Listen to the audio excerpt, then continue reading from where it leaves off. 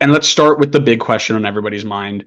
When we chatted with Batter and Herons for our not so deep dive of the 2024 season for Inter Miami, they said that this season, to be considered a success, needed to end with two trophies. And that was like the bottom line. Anything more is great, but it could not be less. Well, they didn't get Leagues Cup. They didn't get Champions League. They won the Supporters Shield, and they lose in the first round of the MLS Cup playoffs, presented by Audi, of course. So my question to you, do you classify this season as a failure? For me at least, and obviously my word means a lot coming as a massive Miami fan. I think the only thing that saves this season from being a failure is the fact that they set the points record.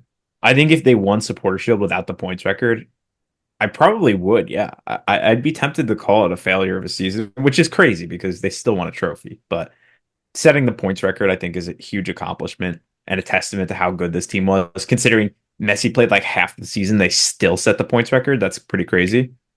But yeah, I mean, it was if two trophies is your bar for a successful season, then it certainly is in the conversation for was this a failure of a season? I think it would be harsh to call it a failure, but yeah, I mean, it didn't live up to the expectations that I'm sure some people had for this team. I mean, you and I were kind of a bit lower of a bar for a successful season for them, I think, considering we both had them like either just barely in the playoffs or even missing the playoffs.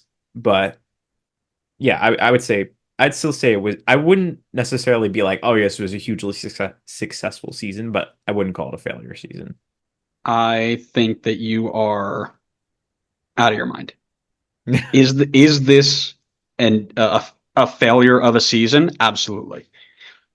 The league bends the rules for you to allow outside sponsors to help bring players in miles clear of anybody else in the league. Helped you recruit his buddies to play with him at lower salaries that would fit into the roster restrictions. You can argue, and we did last episode, go check it out if you haven't, that you got away with a ton of calls throughout the year that should have seen your players sent off or put on yellow cards or whatever. You can argue all of that, and you get bumped in the first round by an Atlanta team who sold both of their stars at the summer break, fired their coach, and have Brad Guzan in goal. Not to mention that you got embarrassed by Monterrey 5-2 on aggregate in the Champions League and got bounced in the round of 16 in the Leagues Cup. Yes, you set the point record. That's great. But in knockout tournaments, when the pressure is on, you folded each and every time. Every time it was an early exit, too. It wasn't even in a finals. You were expected to at least make the finals, if not win them. And you didn't even get there. You didn't even get close to most of them. That is a failure to me. I feel like a lot of Miami fans probably will agree with you, And I think they but should. I feel like considering your bold prediction for them probably came true. It did. I think I it, it, checked. it was it was impressive what they were able to accomplish considering they had a constant revolving door of people playing and missing time and Messi plays less than 1,500 minutes, Suarez plays less than 2,000 minutes, and yet they still broke the points record. Like, yes, they did not have the clutchness to be able to go win in these knockout tournaments, but over the long period of time where you prove truly if you are the best team or not, they did it with flying colors. They were the best team every step of the way. They were miles above our expectation in the regular season, and maybe that's because of your point because they bailed out of these other competitions early. But I mean, full strength, full season out of this team, it might be a different story. They might have been able to get that one extra trophy. But it wasn't. They didn't have Yeah, the and full they strength. were still able to set the points record. But that's not the. Here's the thing. Are you out here saying that the Supporters Shield is the most important trophy in MLS? Because if you are, Not until Atlanta win it. because Once if you Atlanta wins are, it, which once which Atlanta I wins it, then yes. which I will never disagree with you with because that would put Red Bull way higher up on the list. But if you're telling me that the cup in knockout tournaments, continental or intercontinental, or even Leagues Cup, if you're telling me that those are valued at different levels than the Supporter Shield, which is just a made up plate from supporters to give a trophy to something to make it more European, which is what I've heard from a bunch of people, then that trophy doesn't even matter. That's the fourth most important trophy on the list, right? That's what I'm being told. So if that's the case, and that's what you're going for, I think that is a massive failure that you couldn't win anything above that. And yes, the point record is great. I'm not saying that that isn't a impressive feat. I think it's really, really, especially as we mentioned, Messi didn't play in a bunch of those games. They were able to dig deep through their depth and do really well. It's not like it was just Messi and a bunch of teenagers though, right? Jordi Alba played most of the season. Busquets played most of the season. Campania's still a great 35-year-old striker. Alba, 36-year-old Busquets. That's what we're hanging our hat on. Why are we saying that like it matters? It's quality over age, right? This isn't 36-year-old DeAndre Yedlin. This is it's 36-year-old Jordi Alba. There's a difference there. 36-year-old Jordi Alba is probably more desired, for lack of a better term, than I mean, he's the top probably 3 left back in this league. yeah, and that's the thing. It's like and they linked so well together, right? Jordi Alba was getting forward all the time. You were finding the cut back to Busquets. Busquets was pinging the ball all over the place. Not to mention they had guys like Julian Gressel who are proven winners, and we're not going to talk about the fact that he didn't even play in the playoffs, which I think is criminal. Benja Kremovsky looked really good. Leo Campagna is still a top striker. I think a lot of teams could use his services at any point in the league, right? And then you had guys like Diego Gomez, who's getting sold for $18 million to the Prem. Like, it's not like you were putting him a bunch of average USL guys and be like, okay, Messi, make him great. Like, he had great players around him too. Well, yeah, I mean, some of them were definitely great ahead of the time, but I mean, some of these guys looked great because the team was doing well. Like, Diego Gomez is not getting sold for 15 million if he's not like if the team's not performing well and he's a part of it. He also missed half the season too, so there's that as well. But yeah, I mean, like even if you want to say like these core guys who are proven to be successful were playing majority of the minutes this season, it felt like every week the rotate like where people were playing on the field, how they were playing was changing. Like especially in the middle part of the season.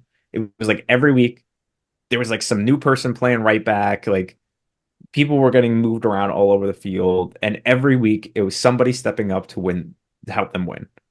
And they ended up with 22 wins on the season. I'm not saying this is a successful season. I mean, I think the bar was set higher. But if this is like, and I know you'll go back to your points that you made at the start of this, but if this is any other team, this is absolutely a successful season. Or I should let me scratch that. If this is any other team, it is 100% not a failure of a season to win the Supporter Shield and set the points record. I just think people put a tremendously high bar for this team that I think could have been held had they had like more consistency and minutes from their like a lot of these key guys. Like even Redondo, right? Like he was a huge money pickup, less than 1,200 minutes. Here's the deal, right? It doesn't matter because they brought that amongst themselves, right? They brought that on themselves by going out and spending all this money while nobody else is allowed to spend that sort of money and nobody else is allowed to have all that sort whatever, right? That is on them. You put that bar on yourself. That's not the media putting it on them. That's not the fans putting it on them. You put it on yourself by going out and doing this stuff, and you fell short of it. And again, it's not like let me give it to you this way. LAFC, or let's go even better. Let's go Philly. Philly with no big stars, no big money moves, second lowest spend in the entire league for multiple years, got to like 4 different finals and lost them. That's a more successful season, any one of those seasons, than Inter Miami had this year because they got to a final and they performed at a final. They didn't go and get bounced on aggregate 5-2 to in the Champions League. They didn't get bounced in the round of 16 of Leagues Cup, and they didn't get bounced in the first round to a team with 34 less points than they did. It's not. I don't care that they had a couple of guys injured, right? Because they were still able to perform without those guys, right? We've said it before. No Messi, they won 9 out of 10 games, 8 out of 9 games, whatever that stat was, right? But now you get Messi back. Now you get your full strength, healthy team, and you can't win a 3-game series in against Atlanta. It's a failure. There's nothing short of it. It's a 3-game series. I think, as much as that's a little bit more of a sample size than just a one-off game, anything can happen in a 3-game series. Anything. Like, you couldn't have predicted Brad Guzan to just become like prime Guillermo Ochoa in the World Cup. Like, you just couldn't predict that. Like, every statistical, like every stat said that Miami should have absolutely walked away with the series easily. And there's just things that in a 3 game series that will just trump those things, like Brad Guzan stepping up the way that he did. If you're telling me like if Atlanta and Miami played a 34 game season against each other, Miami would stomp on them, stomp them. Like Brad Guzan would not be able to do this over a much longer period of time. But in a 3 game series, or even in Leagues Cup too, because that once he hits the knockouts, it's just a one-off game. Like anything can happen. I think the supporter shield until Atlanta United win it will always be second to MLS Cup. But it is a good tale. It's a good show of like how good a team truly is, as opposed to we just didn't show up this day. And the best teams will show up in both. I understand that, like LAFC with Gareth Bale and all that. But I just don't. I like if you're setting this points record in the entirety of MLS history, I feel like it's hard to say it's a failure.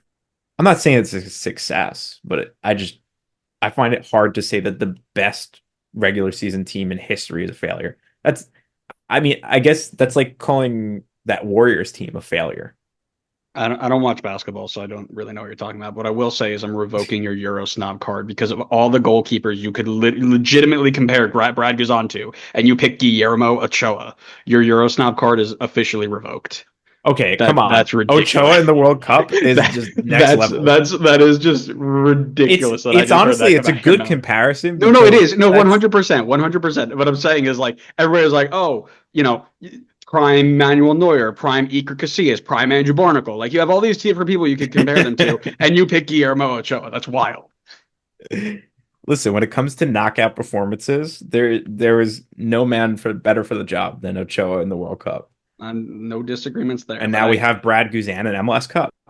I mean, there's just levels to these things. Listen, we can sit here and argue a good amount of time for failure or not. Please let us know in the comments what you think, because we are not going to find an agreement on this. I think this is, again, if they had gotten to the final of the CCL, they'd gotten to the final of Leagues Cup, and they got to the semifinal of MLS Cup, I think I'm in agreement with you, right? I think it would hurt them because they did all this stuff. They didn't get anything out of it, but they didn't get anywhere close to it. That's a failure to me, and I don't care about the injuries and stuff. That's you, because even when they got injured, they still brought more players in, right? One of the guys goes down with the knee injury. They've got another replacement coming right out for him. David Martinez comes in midway through the season. I mean, all these different. Yeah, and every single time they stepped up and they performed. Yeah, until they didn't, and that's a failure. Because they didn't in a one-off or a best-of-3 series. They didn't they were able to perform the entirety of the entire season. They didn't when it mattered, and that's where we're gonna leave it there. Let me go get Grace. There's a cat outside. She doesn't like cats. All right, well then listen. Let us know what you think about that sort of stuff, and tell me why you think Connor's wrong and why you think I'm right, because I don't think there's anybody who agrees with Connor, but I think there's one that we can probably have a bit more of an agreement on here, and